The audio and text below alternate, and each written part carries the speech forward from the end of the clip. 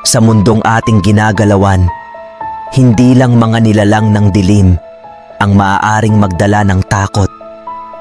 Minsan, ang tunay na panganib ay nagmumula sa mga taong humahabi ng mga kwentong puno ng kaba at takot.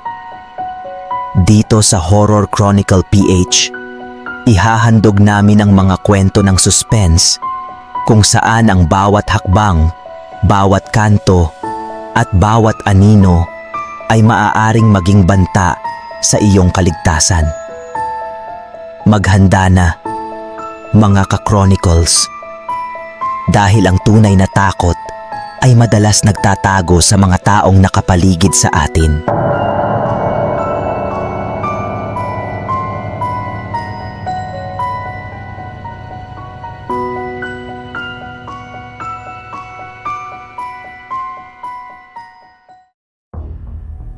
Si Miko ay isang simpleng empleyado na pagod mula sa isang araw ng trabaho. Hating gabi na nang siya'y sumakay sa isang jeep pauwi. Akala niya'y magiging tahimik at payapa ang kanyang biyahe, ngunit hindi niya alam na ang gabing ito ay magdadala ng labis na takot sa kanya. Habang papalapit na sa madilim na kanto, tatlong lalaki ang biglang sumakay at umupo sa magkabilang gilid ni Miko. May isang kakaibang titig sa kanilang mga mata at isa sa kanila ang tahimik na naglabas ng kutsilyo. Hinay-hinay lang, Miko. Huwag kang magpakita ng takot. Baka hindi nila ako pag-initan. Pare, huwag ka nang magpahirap pa. Ibigay mo na ang wallet at cellphone mo kung ayaw mong madamay. Sa gitna ng takot at kaba, alam ni Miko na wala siyang magagawa kundi sumunod.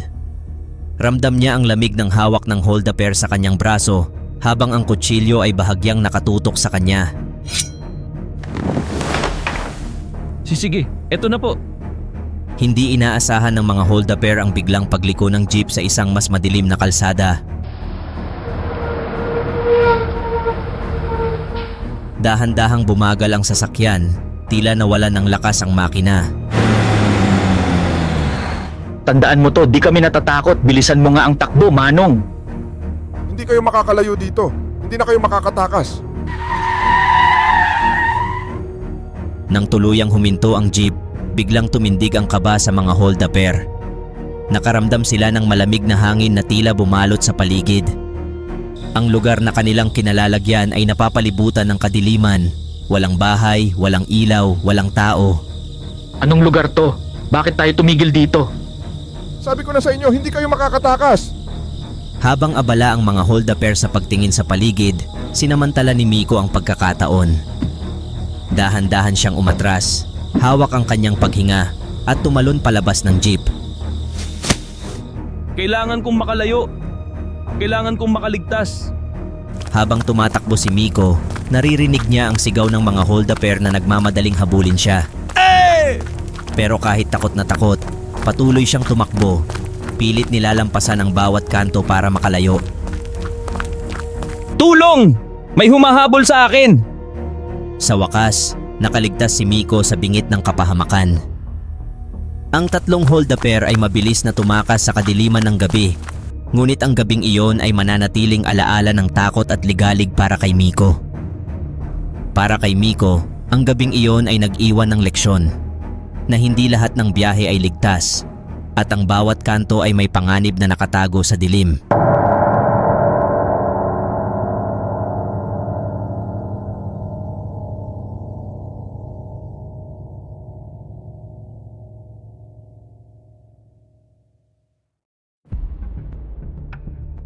Si Ramon ay isang taxi driver na sanay sa mga biyahe sa gabi. Mahaba ang oras ng kanyang trabaho upang kumita ng sapat para sa kanyang pamilya. Ngunit ang gabing ito ay magiging iba sa lahat ng kanyang mga biyahe. Saan po kayo, ma'am? Sa may eskinita po sa tabi ng lumang bodega. Medyo malapit lang po. Habang papalapit sila sa eskinita, nakaramdam si Ramon ng kakaibang kaba. Tahimik ang paligid at tanging ilaw ng kanyang taxi ang nagbibigay liwanag sa madilim na kalsada. Bakit kaya dito pa ang gusto niyang pababa? Parang wala namang bahay sa paligid. Pare, walang galawan. ibigay mo ang wallet mo at cellphone kung ayaw mong may mangyari sa'yo. Alam ni Ramon na wala siyang laban sa tatlong holdupper. Hindi niya alam kung paano siya makakaligtas sa sitwasyon, ngunit hindi siya maaaring sumuko basta-basta. Habang iniabot ni Ramon ang kanyang wallet, naalala niya ang maliit na pito na palaging binibigay sa kanya ng kanyang asawa. Sinubukan niyang gamitin ito nang hindi napapansin ng mga holdupper. Tumigil ka pare, gusto mo bang may makarinig?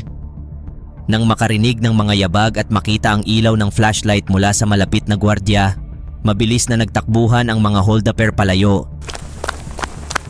Iniwang takot at pagod si Ramon. Ayos ka lang pare, buti na lang at narinig kita. Salamat. Kung hindi dahil sa'yo, hindi ko alam kung ano ang mangyayari sa akin. Ang gabing iyon ay nagbigay ng aral kay Ramon na maging handa at alisto sa lahat ng oras. Minsan, ang pag-iingat ang tanging sandata natin sa kapahamakan.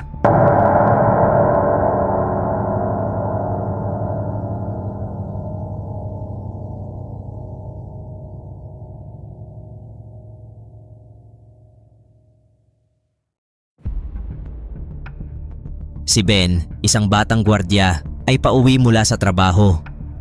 Pagod na siya at tahimik ang kanyang lakad, ngunit sa bawat hakbang, may kakaibang pakiramdam siyang sinusundan siya. Bakit parang ang bigat ng paligid, parang may sumusunod sa akin? Habang naglalakad si Ben, napansin niyang may dalawang lalaki sa likod niya, unti-unting lumalapit. Nararamdaman niya ang kaba sa dibdib. Ngunit sinubukan niyang manatiling kalmado. Hindi ito maganda. Baka holdupper ang mga ito. Nagdesisyon si Ben na tumago sa isang maliit na eskinita. Umaasang hindi siya mahahanap ng mga lalaking sumusunod sa kanya. Nakita mo ba siya? Siguradong nandito lang siya malapit. Huwag kang mag-alala. Hindi siya makakatakas. Konting ingat lang at atin na siya. Uy pare, ayan pala siya. Akala mo makakatago ka ha? Sa takot at kaba, tumakbo si Ben sa dulo ng eskinita. Alam niyang wala na siyang magagawa kundi magpatuloy at tumakbo para sa kanyang buhay. Kailangan kong makalayo. Wala akong laban sa kanila.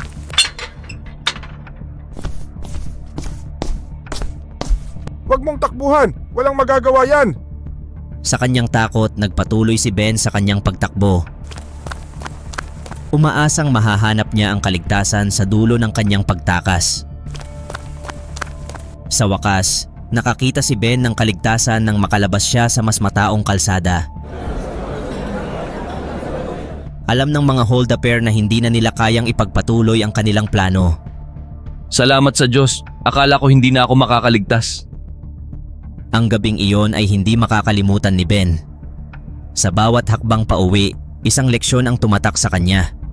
Na ang mga mata sa dilim ay hindi palaging tahimik. At minsan, ang pinakamainam na sandata ay ang ating pag-iingat at mabilis na pag-iisip.